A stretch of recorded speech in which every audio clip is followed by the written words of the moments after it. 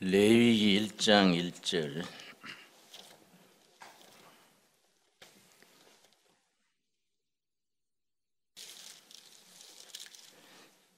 레위기서의 원래 제목은 레위기가 아니고 그가 부르셨다. 와이크라, 히브리어로 와이크라, 그가 부르셨다. 그 원래 제목이랬다고 지난 시간에 공부했습니다. 그런데 BC 160년 어간에 히브리어를 헬라어로 번역을 하면서 그가 부르셨다는 제목을 레위기로 바꿨습니다. 원래 제목이 훨씬 더 성경 본문에 합당한 제목으로 생각됩니다. 1장 1절. 여호와께서 회막에서 모세를 부르시고 그에게 말씀하여 이르시되, 여호와께서 말씀하여 이르시되가 레위기에 무려 56번 되풀이됩니다. 여호와께서 말씀하여 이르시되. 레위기서에는 거룩한 생활이 주제이기 때문에 거룩이란 말이 131번, 거룩한 생활을 위해서 정한 것과 부정한 것, 거룩한 것과 거룩하지 못한 것을 구분하는 정결이란 말이 많이 나옵니다. 정결한 것, 불결한 것. 그래서 정결한 말이 무려 200번 나옵니다. 그 레위기서의 주제는 정결한 생활, 거룩한 생활, 하나님을 모르는 백성들과 차별된 생활, 이게 레위기서의 주제입니다. 그런데 1장 1절에 나오는 이 말씀이 레위기를 이해하는 데 기본이 됩니다. 여호와께서 회막에서 모세를 부르시고, 회막, 영어로는 텐트 오브 미팅, 텐트는 천막이죠. 만나는 게 미팅이죠. 만남의 천막. 하나님이 백성과 만나는 천막, 이 회막입니다. 이걸 이제 호리 텐트, 거룩한 천막이라 하기도 하고 전문 용어로는 타버나클, 그렇게 부르기도 합니다. 회막에서 하나님이 모세를 통해서 백성들에게 말씀하시는 겁니다. 그래서 회막의 위치 자체가 중요합니다. 이스라엘 12지파가 동서남북 각 지파의 자리가 있습니다. 유다 지파는 어느 동쪽 어대, 단 지파는 서쪽 어대, 요셉 지파는 남쪽 어대, 이렇게 지파 자리들이 딱 정해져 있습니다. 그래서 하루 종일 길 가다가 저녁 나절에 오늘은 여기서 머물겠다 정하면 그 자리에서 나팔을 붑니다. 그 나팔은 반드시 숫양의 뿔입니다. 숫양뿔. 여러분, 우리가 여기 유산양을 먹이는데 양이지요. 그 쑥놈이 2마리 있습니다. 가서 한번 뿔을 구경하십시오. 숫양 뿔이 있습니다. 그걸 가지고 나팔을 만듭니다. 유대인들은 반드시 그 나팔로 불게 돼 있습니다. 그 나팔을 불게 되는 성경적인 배경을 알아야 됩니다. 왜 하필이면 숫양의 나팔로 두 하고 부느냐? 그게 창세기 22장에서 그게 정해진 성경적인 배경이 있습니다. 창세기 22장 1절 말씀 우리 찾고, 다 우리가 공부한 말씀이지만은 복습하고 넘어가겠습니다. 창세기 22장, 이런 것들이 성경의 여러 구절을 이해하는 데 있어서 중요한 부분이기 때문에 우리 한번 창세기 22장 1절 하나님께서 아브라함이 100세 얻은 아들 이삭을 바치라고 했습니다. 22장 1절 그 일 후에 하나님이 아브라함을 시험하시려고 하나님이 아브라함을 시험하셨다 했습니다. 그를 부르시되 아브라함아 하시니 그가 이르되 내가 여기 있나이다. 여호와께서 이르시되 너 아들 너 사랑하는 독자 이삭을 데리고 모리아 땅으로 가서 내가 너게 일러준 한 산 거기서 그를 번제로 드리라. 사랑하는 아들 단서가 붙어 있습니다. 아브라함이 100세에 얻은 아들 이삭을 얼마나 사랑했겠습니까? 그런데 하나님께서 네가 사랑하는 아들을 제물로 바쳐라. 하나님께서 아브라함을 시험하시는 겁니다. 성도가 당하는 시험에는 두 가지가 있습니다. 모든 성도들은 두 가지 시험을 번갈아 당하게 됩니다. 첫째는 하나님이 주시는 시험, 바로 아브라함에게 100세 얻은 아들을 바치라 할 때의 그 시험입니다. 이 시험은 하나님이 영적으로 훈련시키고 복을 주시려고 치르는 시험이기 때문에 그 하나님이 주시는 시험은 순종하면은 반드시 축복이 기다리고 있습니다. 하나님이 주시는 시험 첫째입니다. 그거는 순종하면 됩니다. 불순종하면은 하나님이 예비하신 축복이 사라집니다. 둘째 시험은 자기의 혈기, 혈육, 인간적인 욕심으로 오는 시험. 이 시험은 세상으로 오는 시험이고 첫 번째 시험은 하늘로부터 오는 시험입니다. 하늘로부터 오는 시험은 어떻게 해야 된다고요? 순종하면은 축복이 기다리고 있다고 말씀드렸고, 땅으로부터 오는 시험, 정욕, 혈기, 욕심, 이 시험은 회개하면 됩니다. 회개하면은 시험이 거두어집니다. 그런데 창세기 22장에 하나님이 아브라함에게 치른 시험은 하나님이 아브라함을 시험하시는 겁니다. 네 사랑하는 아들, 여기 딱 단서가 붙어 있습니다. 사랑하기 때문에 번제로 바치기가 여간 고통스러운 일이 아닙니다. 하나님이 왜 그 시험을 치르느냐? 사랑의 우선순위, 프라이오리티 그럽니다. 하나님을 더 사랑하느냐? 아들을 더 사랑하느냐? 영적인 것을 추구하느냐? 세상적인 입신, 출세, 재물 이런 것을 추구하느냐? 두 가지 중에 선택입니다. 아브라함이 자식을 그렇게 이삭을 사랑하는데 그 사랑이 하나님보다 위에 있거나 하나님의 자리에 아들이 있으면 안 된다는 거지요. 그래서 네 사랑하는 아들을 바쳐라. 번제로 바쳐라. 그러니까 아브라함이 시험에 합격된 그 근거가 3절입니다. 아브라함이 아침에 일찍 일어나, 이 자체가 아브라함의 신앙입니다. 뭐 하나님이 혹시 그 시험을 취소하지 않으려나, 연기하지 않으려나, 하나님이 잘못 말씀하신 게 아닌가, 밤에 한줌 자겠습니까? 엎치락 뒤치락 잠 한숨 못 잤을 텐데 일찍 일어났어. 일찍 일어났다는 것이 아브라함의 순종하는 마음입니다. 밤새 잠 한숨 못 자고 고민했겠지만은 일찍 일어나서 거기서 모리아산, 하나님이 제사 지내라는 모리아산까지 사흘길입니다.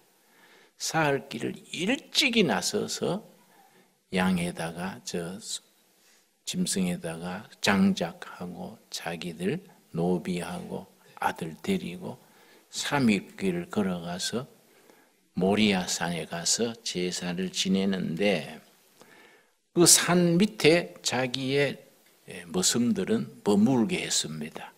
이게 아브라함의 배려지요. 산에 올라가서 제사 지낼 때 아들을 번제로 드리려면은 목숨을 끊어서 제물로 삼아야 되는데 머슴들이 가만히 있겠습니까? 아이고 주인어른 왜 이러십니까? 하고 막 말리고 붙들고 막 그렇게 할 것 같아서 머슴들은 산 밑에 머물러라. 하나님께 드리는 제사에 방해할 것 같아서 여기 머물러 있어라. 아브라함의 그런 점이 철저한 준비입니다.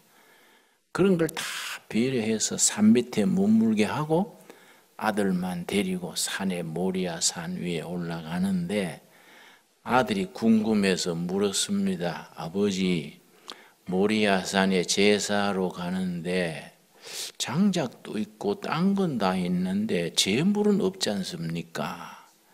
이삭이 그렇게 아버지한테 물었습니다. 아브라함이 뭐라 그랬냐면 하나님이 준비하실 것이다. 그렇게 대답을 합니다.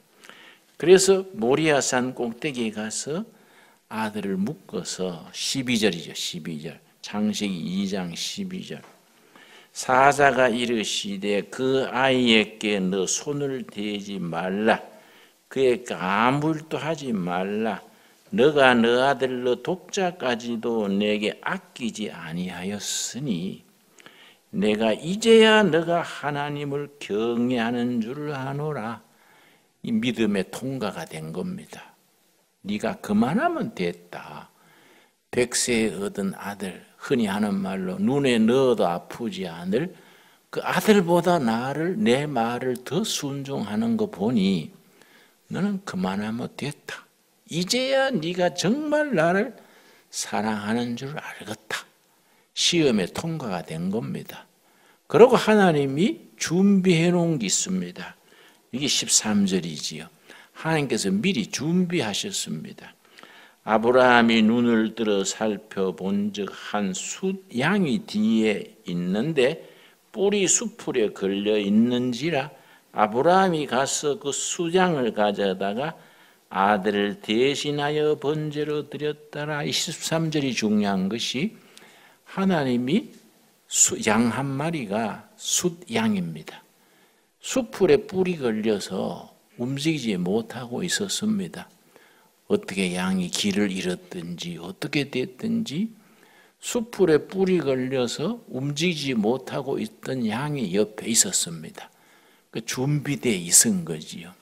아들을 대신하여, 그 아들을 대신하여 그 자리에 나를 대신하여, 이게 이제 복음적인 신앙 고백이 됩니다. 이 말씀 읽으면서 아브라함이 아들을 대신하여, 이 자리에 신약적으로는 무슨 말이 됩니까? 나를 대신하여 수량이 아닌 십자가에 달린 예수님을 제물로 바친 겁니다.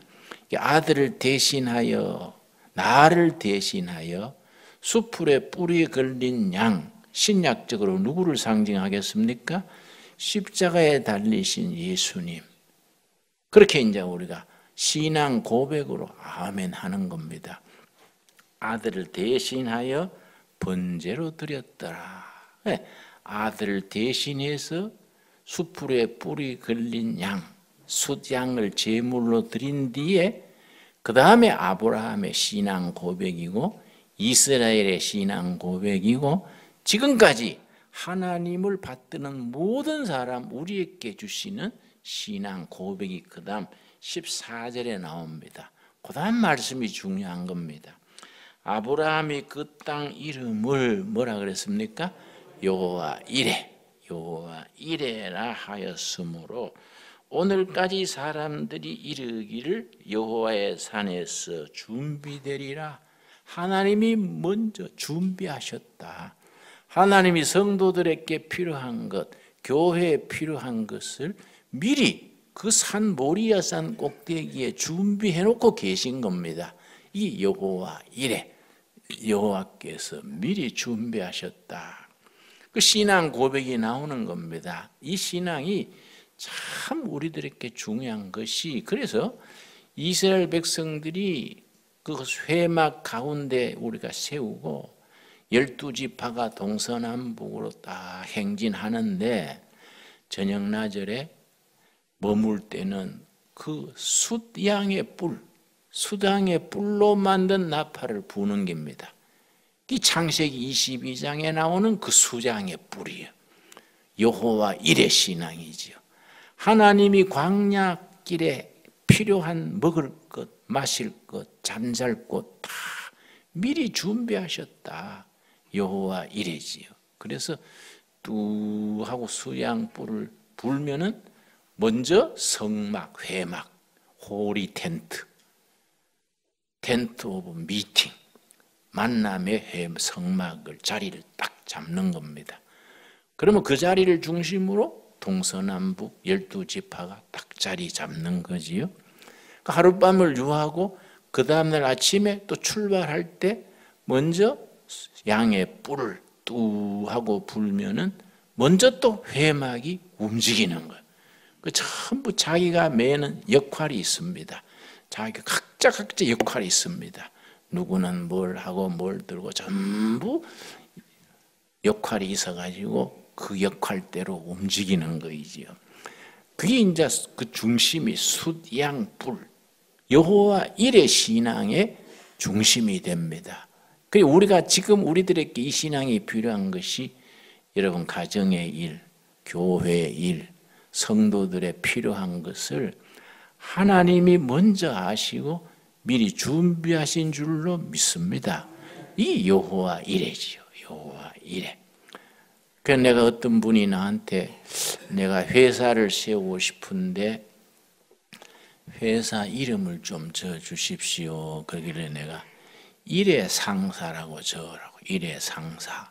그래 이제 한문으로는 이익할 때 이자에 올레자에 이익이 온다. 한문으로는 그렇지만은 여호와 이래. 하나님이 미리 준비해 주신 기업이다. 여호와 이래라고 적어줬는데 나중에 참 장사가 잘 된다고 고맙다고 그러더라고요. 여호와 이래가 그 신앙이지요. 여러분 가정에 우리 성도들의 모든 삶에 필요한 것을 여호와 이래 하나님께서 미리 준비하신 줄 믿습니다. 그래서 나는 우리 일꾼들한테 늘 그러지요. 돈 없다 그러면 내가 뭐라 그럽니다. 돈 없다는 말 하지 마라. 돈이 왜 없겠냐. 돈이 안 보인다고 그래라. 안 보이는 거하고 없는 거하고 다르지 않습니까? 안 그렇습니까? 하나님이 여호와 이래로 준비하셨는데 안 보이는 거이지. 없다 그러지 말어. 하나님이 가난뱅이가 아니요. 우리 하나님의 뜻에 합당하게 하나님의 일을 하는데 하나님이 다 준비하신 줄로 믿고 나가야지. 없다 그러면 안 되지. 내가 그랬더니 우리 일꾼이 예 목사님 요 준비 안 보이는 거지 뭐 없는 게 아닙니다. 그래서 진짜 그러지 내가 그랬는데 우리가 그런 믿음이 필요해요. 그런 믿음이. 그래서 이스라엘 백성들은 이 창세기 22장의 신앙 고백의 역사를 굉장히 소중하게 생각하기 때문에 행사가 있을 때마다 나팔을 불면 그 숫 양의 뿔을 가지고 부는 거예요. 여호와 일의 신앙이 상징이 되는 겁니다. 그러면 옛날 창세기 22장의 그 여호와 일의 신앙 고백이 지금 우리들한테도 그대로 해당이 돼야 살아있는 신앙이지요. 그래서 레위기 1장 1절에 하나님이 회막에서 만남의 천막, 하나님이 자기 백성과 만나는 자리, 그 만남의 자리가 백성들의 삶의 가장 중심에서 같이 움직이는 겁니다. 같이 움직였지요.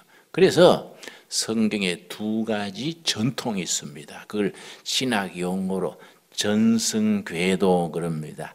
미국의 월터 브리지만이라는 유명하고 총명한 구약학자가 있는데 월터 브리지만 그분이 구약의 두 가지 전승궤도, 전승은 영어로 트래디셔널, 전통적인 두 가지 전승궤도가 있다. 그런데 레위기서는 두 가지 중에 한 가지의 가장 중심에 있는 책입니다. 첫째 궤도는 모세 요수아 트래디션, 모세 요수아 전통. 이거는 백성과 함께 움직이는, 가운데 천막에서 움직이는 하나님의 역사하시는 전통이지요. 두 번째 전통은 다윗 솔로몬 전통. 다윗 솔로몬 전통은 대리석으로 백향목으로 의리하리하게 지었는 솔로몬 성전이죠. 솔로몬 성전. 다윗이 재료를 전부 준비하고 짓기는 솔로몬이 지었는데 공사하는 노동만 7년을 했지요. 7년을 걸려서 대리석으로 잘 지었는 예루살렘 성전.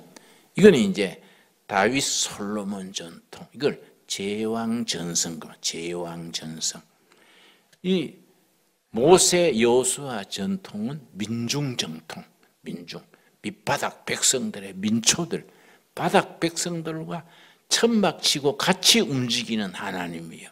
그러니까 우리 두레교회 전통은 당연히 모세 여호수아 전통, 민중 전통, 또 다른 말로 민초 전통, 바닥의 사람들과 같이 움직이는 그 전통이지요.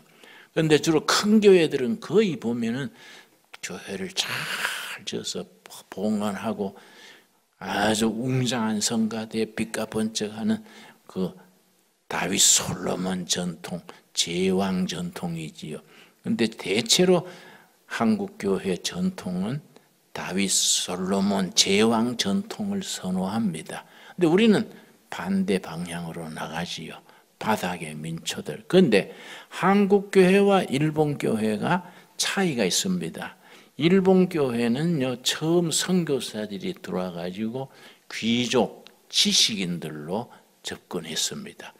처음 일본 선교는 귀족, 지식인, 부자, 상인 그렇게 전도를 시작했고, 미국 선교사들 중에 제일 A급 아주 수준 높은 선교사들이 일본으로 갔습니다.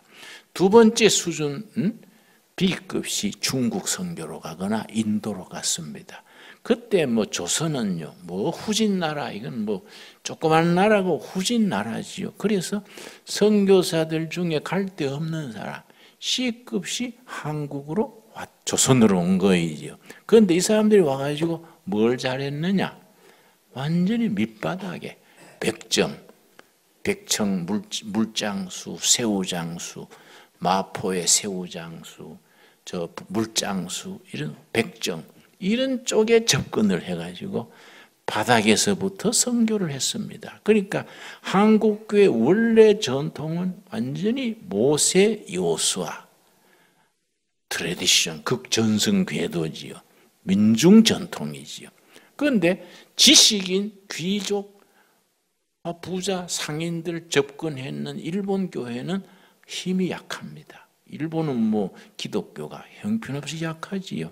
근데 한국 바닥에서부터 올라왔는. 그래서 한국 교회 분포도가 6.25 전에는 평안도, 한경도가 제일 많았습니다. 그 평양을 특별히 동양의 예루살렘이라 그랬습니다. 근데 그 평안도 아주 옛날 쌍놈 그러고 관리 등용도 안 했지 않습니까? 그러고 호남 사람들을 차별 대우했지 않습니까? 우리나라 조선 역사에 보면요, 말도 안 되는 소리를 남깁니다. 이성계가 자기 훈요 10조를 남겼는데 앞으로 정치를 이러해라. 그 10가지 다음 왕들에게 내리는 그 정치의 기본을 말하면서 서북지방과 호남지방은 인재를 등용하지 말아라. 이런 걸 남겼어요. 그러니까 저 평안도, 한경도 사람들, 호남 사람들은 처음부터 관리길이 막힌 겁니다. 그래서 그냥 소작인들이 많고 물장사, 백정 이런 사람들이 많았는데 기독교는 거기서부터 파고든 겁니다. 그래서 경상남북도 교인하고 전라남북도 교인이 숫자가 엄청나게 다릅니다. 부산은요, 교인이 한 7% 됩니다. 7%. 대구는 한 6%. 됩니다. 그런데 전라남도 여수는 32%입니다. 32%. 그리고 전주는 25%. 그리고 익산이 옛날에 이름이 뭡니까?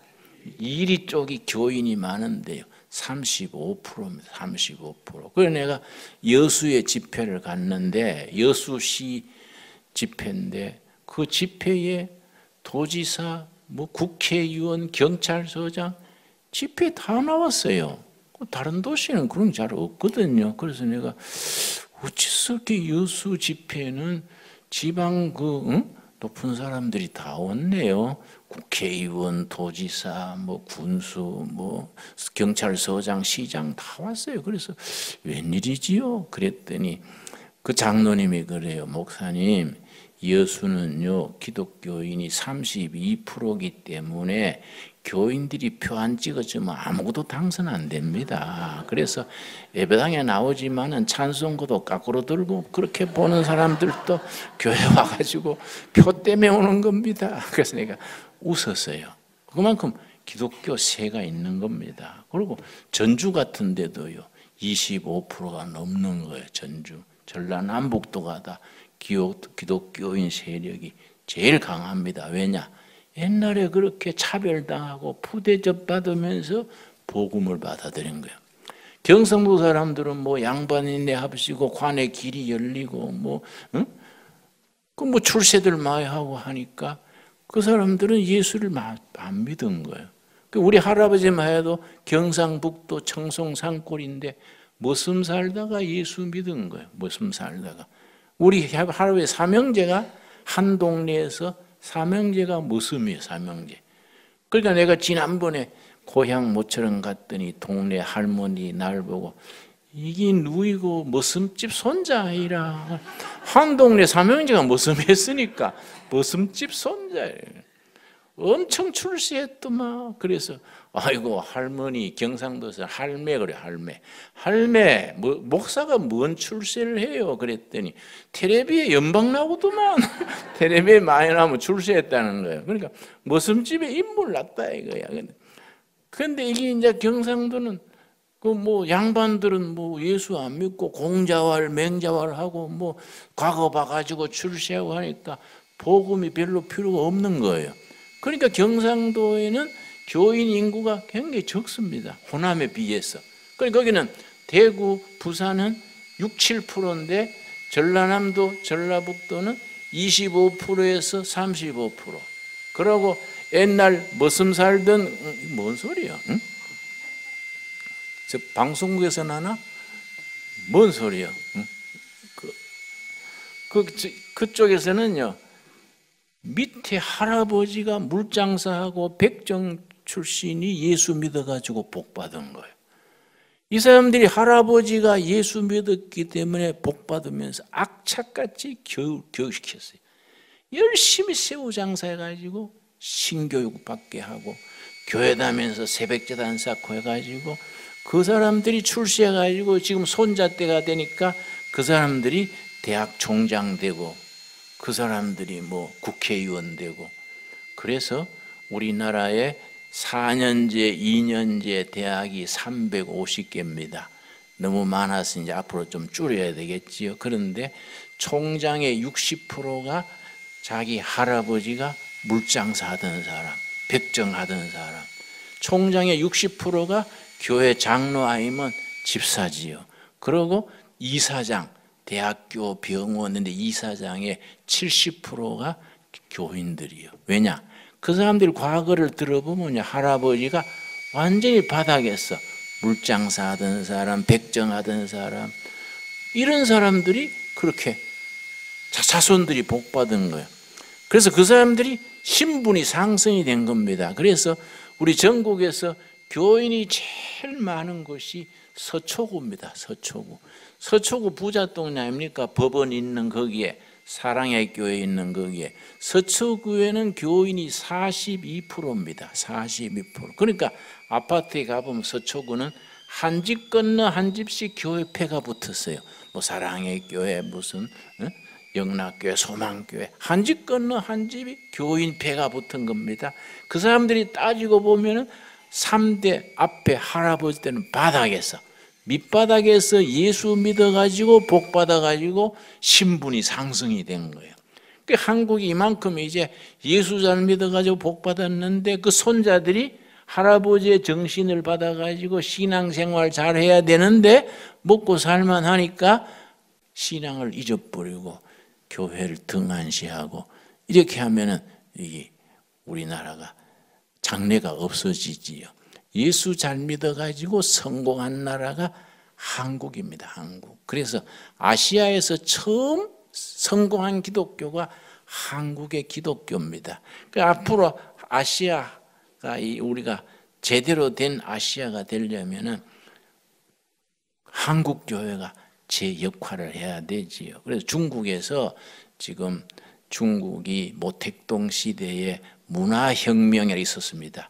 1965년에서 75년 사이에 문화혁명이 있었는데 모택동의 그 아내 중에 배우 출신 강청이에요. 강청.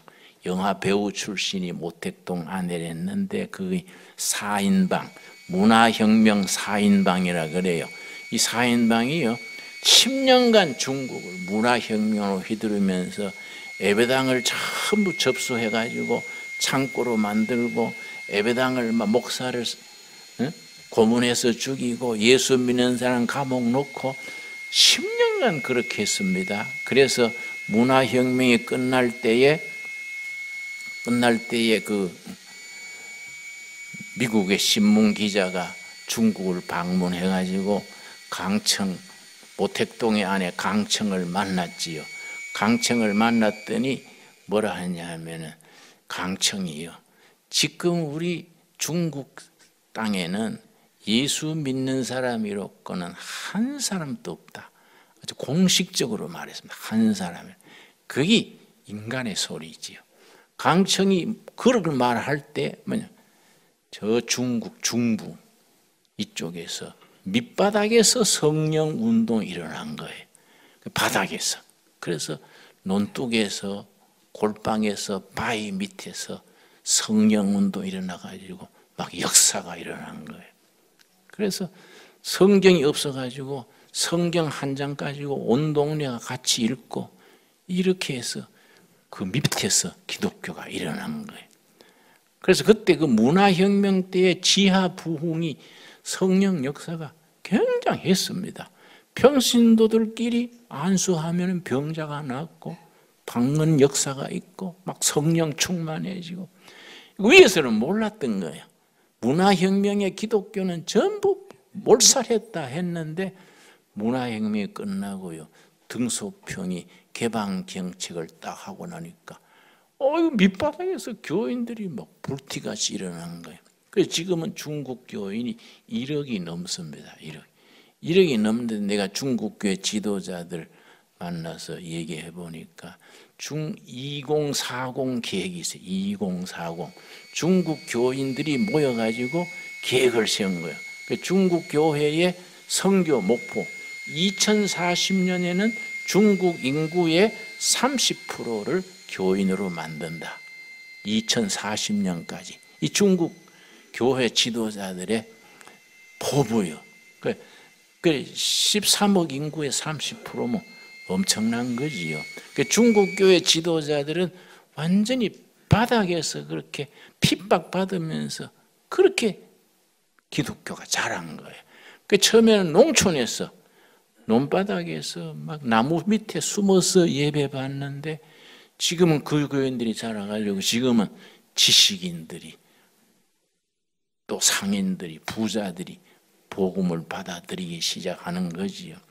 내가 중국 가가지고 지하교회 지도자들 만나가지고 3일 동안 집회를 했습니다. 내가 여러 가지 은혜 받은 간증, 병나선 간증 이런 거 하면서 3일 집회를 했는데요. 내가 참 놀랐어요. 그 사람들은 찬송가는 있는데 곡이 없어요. 모든 찬송가를 한 곡으로 불러요. 네 줄을 가끔 네 줄, 무슨 찬송이든지 하나로 불러요. 근데 그걸 눈을 지그시고 부르는데 나는 중국말을 모르는데도 그래 은혜가 돼요. 그래서 내가 한국교회가 중국교회를 좀 도와주세요. 그래서 뭘 도와드리면 됩니까? 그랬더니 찬송가 곡조 붙일 사람, 음악가를 좀 보내주시오. 모든 찬송가를 한국어로 부르니까 좀 재미가 없다. 뭐 그런 식이요. 근데 지금은 1억이 넘어서 1억 5천만으로 올라가고 있는데 중국교회 지도자들 얘기는 중국 크리스찬들이 2억이 넘어서서 3억 가까이 되면 공산당 체제가 바뀔 것이다. 그런 얘기를 해요. 그러니까 내가 그 얘기 왜 하냐면 북한 얘기요. 북한. 지금 북한이 뭐 기독교인 가면 뭐 쎄리 뭐 감옥에 놓고 정치 수용소 보내고 뭐 그야말로 박해가 이만저만 아니지요. 그런데 한 4, 5년 전부터 북한 지하에서 변화가 있습니다. 그러니까 중국 사람이 중국 교인이 보따리 장사하면서 북한에 다니면서 장사한 사람들이 이제 예배 장면을 스마트폰에 찍어오고 한 것이 이제 거기 증언으로 나오는데 저 황해도가 옛날에 그냥 황해도인데 지금은 황해남도, 황해북도로 갈라져 있습니다. 황해도 평양에서 휴전선 사이 거기가 황해도인데요. 황해도에서 중국 문화혁명 때의 지하 부흥회 같은 부흥이 일어나고 있는 거예요. 지금 황해도에서. 그래서 갑자기 지금 몇 년 사이에 지하교회가 폭발적으로 팽창한다는 거예요. 그러니까 이게 앞으로 좋은 일이 있을 조짐이다.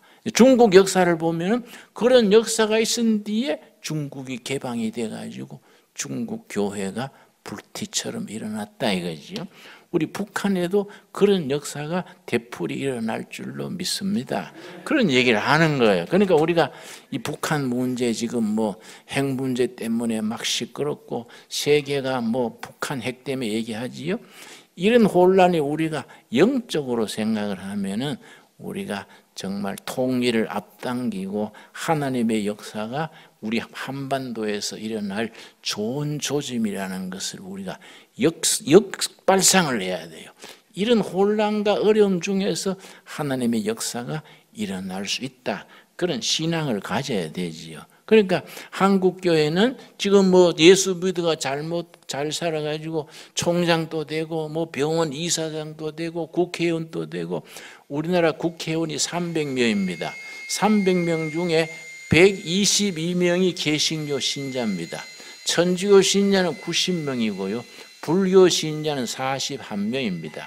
그러니까 불교에서는 요새 비상이지요. 우리 산에서 목탁 치는 동안에 뭐 국회의원이고 뭐 좋은 자리는 예수쟁이들이 다 차지했지 않냐. 그래가지고 불교에서는 비상이에요. 그래서 교회 따라가기. 여러분 텔레비에 가끔 나오지요. 옛날에 없던 법당에 피아노가 등장하고 뭐 법당에 뭐 찬불과 성가대가 다 있고 뭐 옛날하고 다르지요. 기독교를 따라오려고 애를 써요. 그래서 내가 대학 시절에 철학과 다니면서 신앙이 흔들려서 한 2년 이상 불교에 열심히 따라다녔는데요. 그때 같이 불교 공부하던 친구 중에 주지 스님이 있어요. 지난번에 만났더니 김 목사, 내가 요즘 우리 불교계에서 교회를 벤치마킹하는 흐름이 있는 거 알아? 그래서 그래? 난 몰랐네. 그랬더니 우리는 기독교를 많이 벤치마킹, 모방해서 불교 부흥을 일으키자 그런 운동을 한다는 거예요. 그런데 뭐라는 게 아니라 교회처럼 하는데 이제 성가대도 만들고 이제 하는데 안 되는 게 두 가지가 있다는 거예요. 뭐가 안 돼요? 그랬더니 그 유인주일 학교고 어떻게 하냐? 응? 우리는 막 교사할 사람이 없다는 거예요. 응?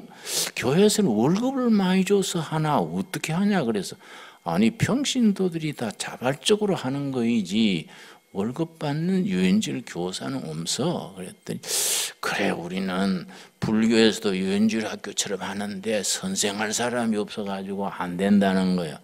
두 번째는 뭐가 안 되냐 그랬더니 여전도회 남전도회 운동이 안 된다는 거예요. 그 어떻게 그렇게 잘 되냐? 그래서 내가 자네 그 배우려면 우리 교회 부목사로 가서 좀 배워야지. 내가 그럴까 웃었는데요. 우리 교회가 우리나라 문화를 이끌어가는 거예요. 우리나라가 이만큼 성공하고 잘 사는 나라가 되는 데는 개신교의 문화적인 이런 영적인 도덕적인 역할이 굉장히 큰 역할을 한 거예요. 그런데 우리가 교회가 좀 방심한 거이지요. 1970년대, 80년대에 우리가 교회가 급성장할 때 교회 지도자들이 잘못했어요. 그때 좀 우리가 그때 우리 박정희 대통령 시대지요. 그 새마을 운동할 때 박정희 대통령 새마을 구호가 뭡니까? 우리도 한번 잘 살아보세. 그렇지요? 잘 살아보세. 우리도 한번 잘 살아보세. 기억나지요? 박 대통령이 직접 작곡한 겁니다. 그게 그 새마을 운동 노래인데 정치하는 사람들이 경제하는 사람들이 잘 살아보세 할 때 우리가 그거하고는 달랐어야 돼요. 우리는 바로 살아보세. 그렇지요?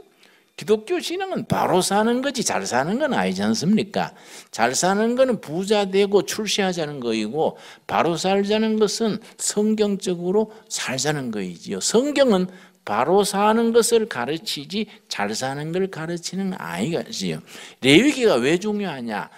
27장으로 되어 있는데 처음부터 마지막까지 바로 사는 교훈을 가르치는 거예요. 바로 사는 교훈을. 레위기가 어떻게 하는 것이 바로 사는 것이냐?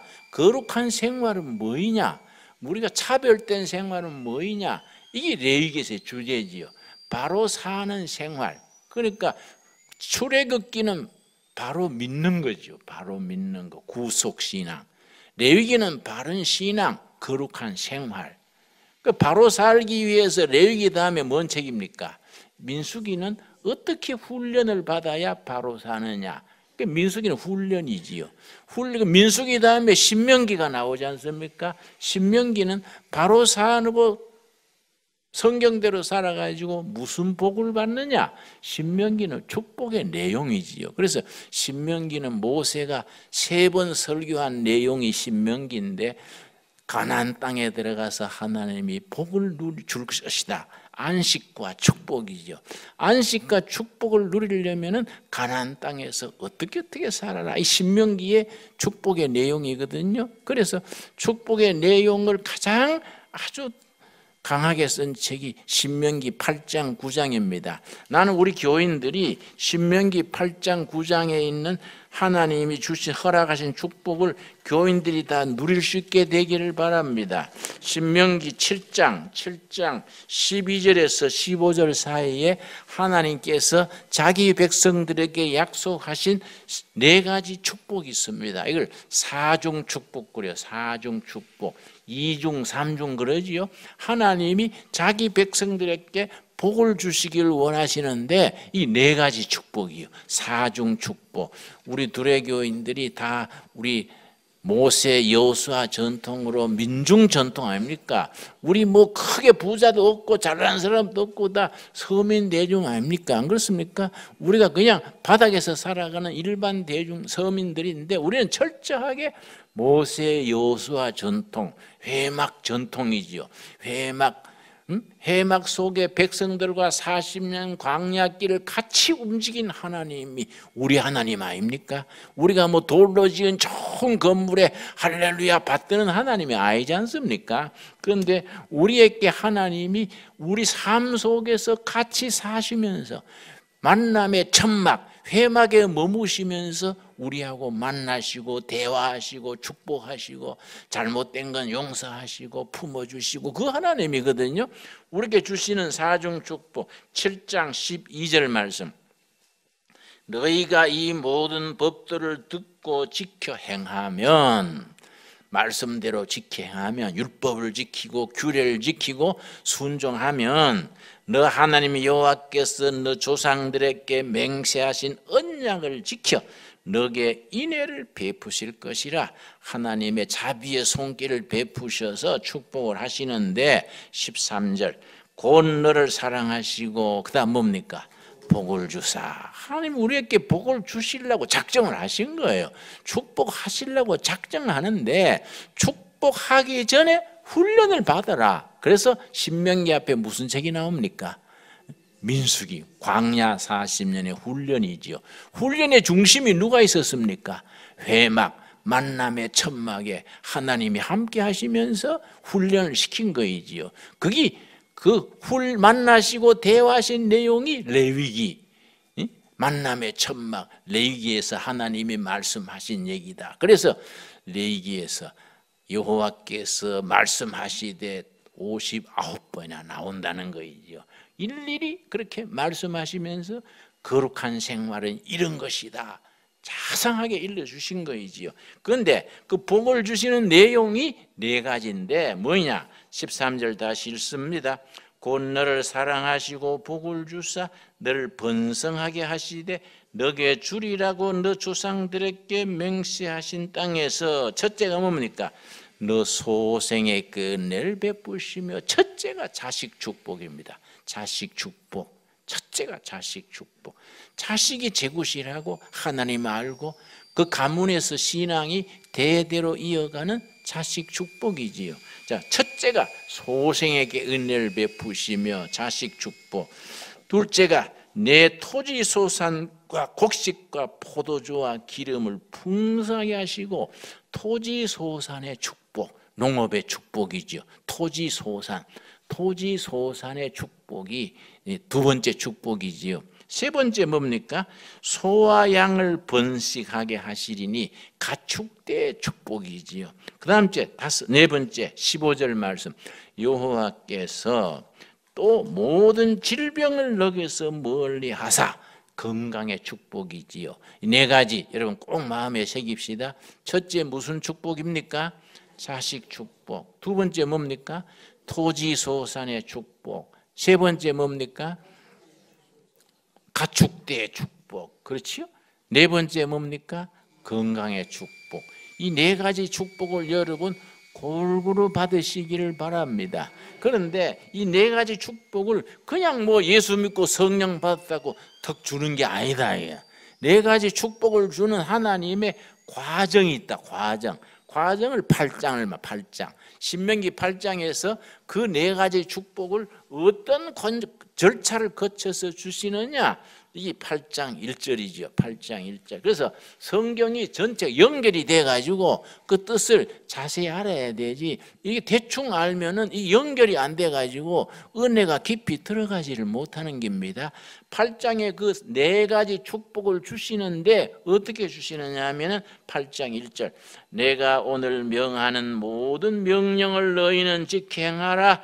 그리하면, 하나님의 명령을 듣고 지켜 행하면 너희가 살고 번성하고 너 여호와께서 너희의 조상들에게 맹세하신 땅에 들어가서 그것을 차지하리라. 가나안 땅의 안식과 축복의 세월을 일러주시는데 2절, 너 하나님 여호와께서 이 40년 동안에 너게 광야 길을 걷게 하신 것을 기억하라.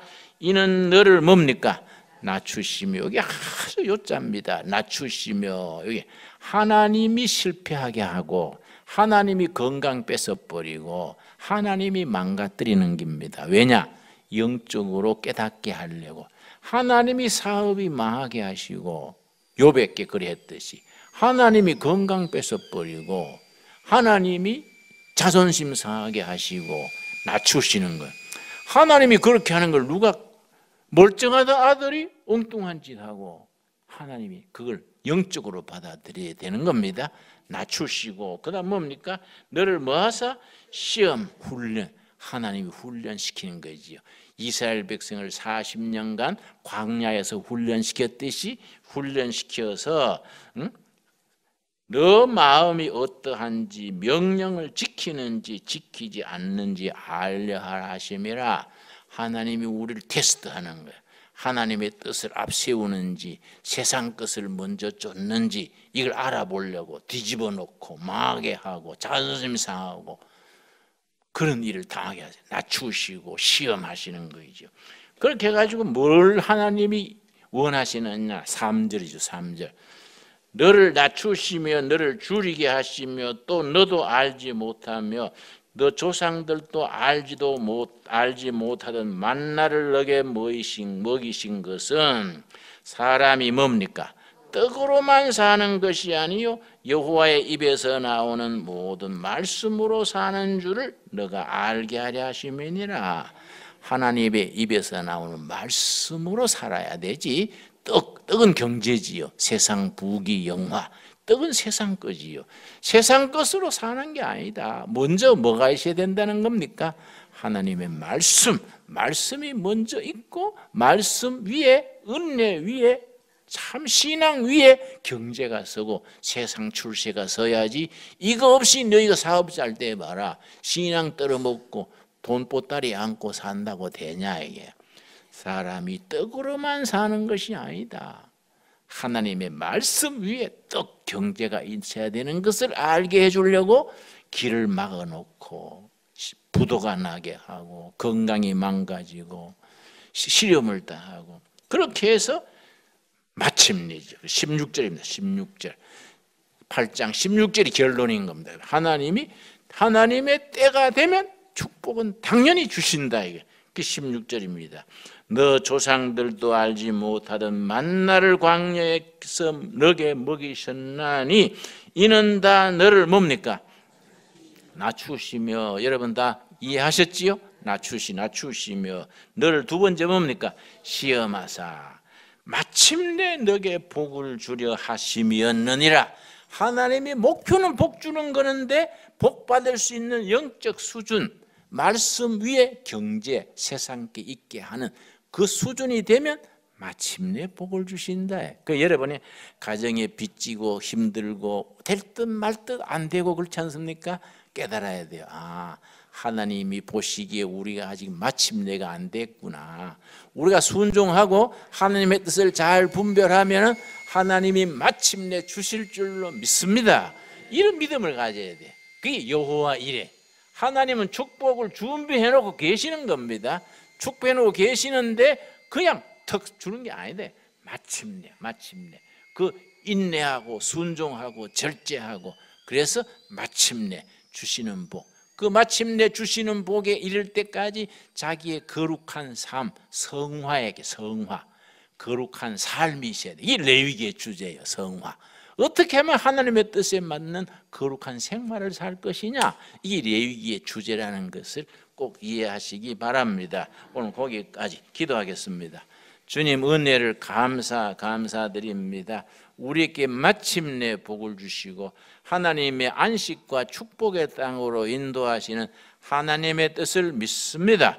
여호와 일의 신앙을 찬양합니다. 주여 우리를 인도하시고 붙드시고 하나님이 우리를 낮추시고 시험하실 때에 낙심하지 말고 오히려 믿음 붙들게 하여 주시옵소서. 사람이 떡으로만 사는 것이 아니라 하나님의 입으로 나오는 말씀, 은혜, 생명이 먼저고 경제, 물질, 세상 것이 그 위에 세워져야 한다는 확신에 거하게 하여 주시옵소서. 예수님 이름 받들어 기도드렸사옵나이다. 아멘.